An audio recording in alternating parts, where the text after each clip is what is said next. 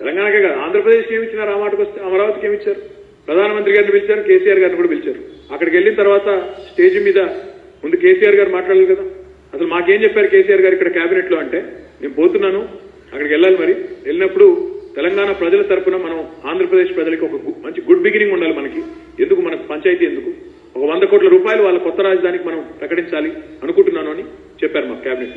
Stage మీద కూర్చున్నారు, వెంకయ్య నాయుడు గారు ఉన్నారు, గవర్నర్ గారు ఉన్నారు, చంద్రబాబు నాయుడు గారు ఉన్నారు, ప్రధానమంత్రి ఉన్నారు, కేసీఆర్ గారు ఉన్నారు. అక్కడ ప్రధానమంత్రి సలహాదారు ఉంటే ఆయన పిలిచారు. బాబు రా అంటే ఏంటి అంటే, మరి ప్రధానమంత్రి గారు ఏం ప్రకటిస్తున్నారు, ప్యాకేజ్ ఏం ప్రకటిస్తున్నారు అంటే, ఏం లేదు సార్.